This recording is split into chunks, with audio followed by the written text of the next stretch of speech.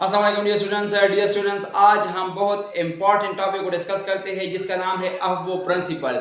अब वो प्रिंसिपल किस चीज़ के बारे में है, ये हमें कौन सा इंफॉर्मेशन देते हैं, इनको अंडरस्टैंड करते हैं। ठीक है, तो पहली बात तो ये है कि हमारे पास जो प्रॉब्लम है वो ये है कि जब हम सब शेल को फिल करने की कोशिश करते हैं, यानी सब शेल में इलेक्ट्रॉन भरने की कोशिश करते हैं, तो पहला हम कौन सा सब शेल वो करेंगे, फिल करेंगे। आया एस करेंगे, पी करेंगे, डी करेंगे, एफ करेंगे, कौन सा पेयर नंबर, फर्स्ट एस करेंगे, सेकंड एस करेंगे, थर्ड एस करेंगे, फर्स्ट पी करेंगे, सेकंड पी करेंगे, थर्ड पी करेंगे, और कौन सा शेल जो है ना हम सबसे पहले सब शेल फिल करेंगे, इलेक्ट्रॉन किस तरतीब से हम जो है ना सब शेल्स के अंदर डालेंगे। तो ये हमें अब वो प्रिंसिपल बताता है कि ये हम किस तरीके से ये काम करेंगे। तो टॉपिक का नाम है अब वो प्रिंसिपल। अब वो का जो लफ्ज़ है, जो वर्ड है, ये जर्मन का लफ्ज़ है, जर्मन वर्ड्स। इसका जो मीनिंग है, मीनिंग बिल्डिंग अप और कंस्ट्रक्शन। अब वो का जो लफ्ज़ है ये जर्मनी के ज़ुबान का लफ्ज़ है और इसका मतलब है बिल्डिंग अप, किसी चीज़ को बनाना या कंस्ट्रक्ट करना या किसी चीज़ को जो है ना भरना, फिल करना। ठीक है, तो ये हमारे पास अब वो का मतलब है। अब यहाँ पे चूंकि हम सब शेल्स को बिल्ड कर रहे हैं, फिल कर रहे हैं, तो इसी वजह से जो है ना इस प्रिंसिपल का नाम ये रखा गया। अब it is also called the building up principle. अब वो प्रिंसिपल का दूसरा नाम है बिल्डिंग अप प्रिंसिपल। कभी कभार बोर्ड वाले जो है ना इस तरीके से शॉर्ट क्वेश्चन लेकर आते हैं कि write a note on building up principal, या what do you know about building up principal. ठीक है, या एक्सप्लेन बिल्डिंग अप प्रिंसिपल।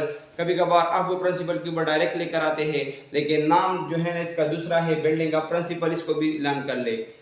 इसकी जो स्टेटमेंट है हमारे पास, अब वो प्रिंसिपल की स्टेटमेंट वो कहता है कि अकॉर्डिंग टू दिस प्रिंसिपल, इस प्रिंसिपल के मुताबिक इलेक्ट्रॉन फिल फर्स्ट, इलेक्ट्रॉन जो है ना पहले क्या करेगा, फिल करेगा। किसको? फर्स्ट। किसको?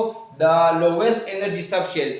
इलेक्ट्रॉन जो है ना सबसे पहले फिल करने की कोशिश करेंगे जो लोवेस्ट एनर्जी सबशेल होता है।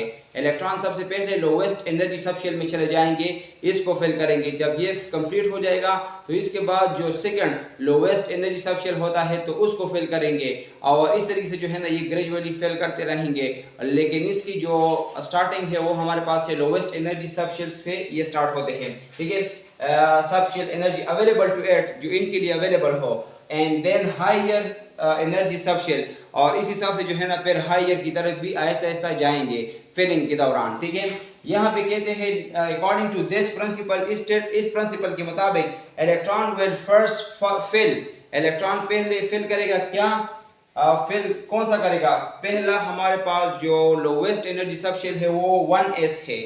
ये 1s सबसे लोवेस्ट एनर्जी सबशेल है। तो पहले अगर हमारे पास इलेक्ट्रॉन आएंगे ना तो 2 इलेक्ट्रॉन यहाँ पे आएंगे।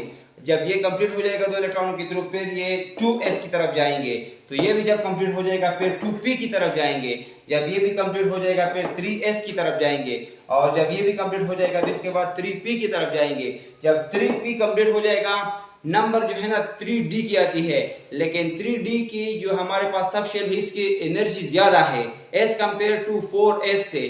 तो 4s जो है ना इसी वजह से पहले भरेगा और इसके बाद 3d जो है ना वो फिल करेंगे। ये इलेक्ट्रॉन जो है ना पहले 4s में जाएंगे क्योंकि 4s की एनर्जी कम है एज कंपेयर टू 3d। ठीक है, और फिर हमारे पास 4p आएगा, और फिर इसके बाद 5s आएगा। 5s की एनर्जी कम है as compare to 4d। 4d के मुकाबले में हमारे पास 5s की एनर्जी कम है, तो इसी वजह से ये सबशेल जो है ना 5s सबशेल सबसे पहले भरेगा। और फिर हमारे पास 5p आएगा, और 5p के बाद हमारे पास 6s आएगा। 6s की एनर्जी जो है ना इन दोनों से ज्यादा है, 4f से भी ज्यादा है, कम है। 6s की जो एनर्जी है ये 4f से भी कम है और 5d से भी कम है, एंड सो ऑन। तो इस तरह से हमारे पास जो सब शेल्स है इनमें हम इलेक्ट्रॉन वो करेंगे, डालेंगे, या इलेक्ट्रॉनों की जो सब शेल्स की फिलिंग है ये इस तरीके से करेंगे कि हम लोवेस्ट से स्टार्ट करेंगे, लोवेस्ट एनर्जी सब शेल को पहले हम फिल करेंगे। तो यहाँ तक जो है ना ये अब वो प्रिंसिपल दी। इसके बाद जो है ना एक छोटा सा पोर्शन रहता है, आप लोग इसको नोट कर ले, हम इसको भी डिस्कस करते हैं। डियर स्टूडेंट, जो अब वो प्रिंसिपल की वो डायग्रामेटिकली वो पैटर्न है वो इस तरीके से कि हमारे पास शेल नंबर 1 है। ठीक है, इसमें फर्स्ट एस आएगा तो पहले जो है ना ये वाला फिल करेंगे हम। फिर ये सेकंड एस है तो सेकंड एस में पहले हम एस को फिल करेंगे। इस एरो के बाद ये एरो आता है, ठीक है, और इस एरो के बाद ये एरो आता है, ठीक है।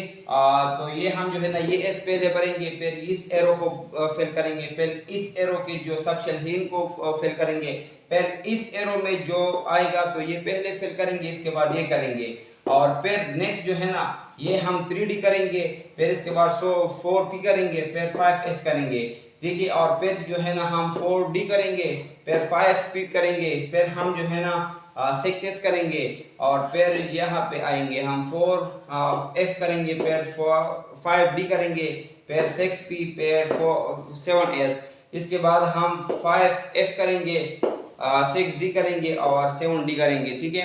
तो इस तरतीब से ये हमारे पास जो है ना अब वो प्रिंसिपल के लिए एक डायग्रामेटिक वो है कि हम किस तरीके से इसको अंडरस्टैंड करेंगे, ठीक है। इसके बाद एक शॉर्ट ट्रिक मैं आप लोगों को बताता हूँ, अगर इस तरतीब से आप लोगों के लिए मुश्किल है और कभी एग्जाम में एक ऐसा एलिमेंट पूछा गया कि जिसकी हमारे पास जो सब शेल की फिलिंग है वो थोड़ी सी कॉम्प्लेक्स है, तो इनको इजीली जो है ना आप इस तरीके से कर सकते हैं। स्टॉप। डियर स्टूडेंट, ट्रिक हमारे पास ये है कि हम इस तरह करेंगे ना कि पहले सबसे पहले आप इस तरह कर लें कि एस लिख लें, ठीक है, एस लिख लें, फिर पी एस ये 2 मरतबा लिखे, पी एस 2 मरतबा लिखे, पी एस ये हो गई, ठीक है। फिर हमारे पास एक और भी ऐड कर ले, डी हमारे पास आती है ना पी के बाद, तो DPS फिर कर ले, DPS एंड DPS, ठीक है। फिर हमारे पास FDPS कर ले, ये हमारे पास FDPS होगा, ये हमारे पास SDPS हो गया। अब इस तरह कर ले कि है जो हमारे पास S है शेल्स सब शेल्स इनको नंबर दे दे, तो ये हमारे पास 1S है, ये हमारे पास 2S है, ये हमारे पास 3S है, ये 4S है, ये हमारे पास 5S हुआ, ये हमारे पास 6S हुआ, ये हमारे पास 7S हुआ, और ये हमारे पास 8S हुआ। अब हम जो है ना P को नंबर करेंगे, तो ये हमारे पास 2 से स्टार्ट होता है, 2P, और ये हमारे पास 3P हुआ, ये हमारे पास 4P हुआ, ये हमारे पास 5P हुआ, ये हमारे पास 6P हुआ, ये हमारे पास 7P हुआ।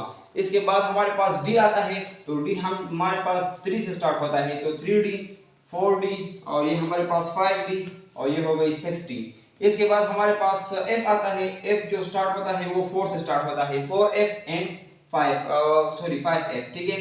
तो अब ये तरतीब है, अगर ये जो है ना एक शॉर्ट ट्रिक है, इस तरतीब से जो है ना आप इलेक्ट्रॉन को इजीली फिल कर सकते हैं। पहले इसको फिल कर ले, फिर इसको, फिर इसको, इस तरतीब से जो है ना अगर आप करेंगे तो आप कंफ्यूज नहीं होंगे, आपको इन डायग्राम्स की जरूरत नहीं पड़ेगी, ठीक है। और ये आसानी के लिए जो है ना आसानी से आप इसको फिल कर सकते हैं। And thank you so much for watching. अगर कोई क्वेश्चन हो तो आप लोग कमेंट सेक्शन में पूछ सकते हैं।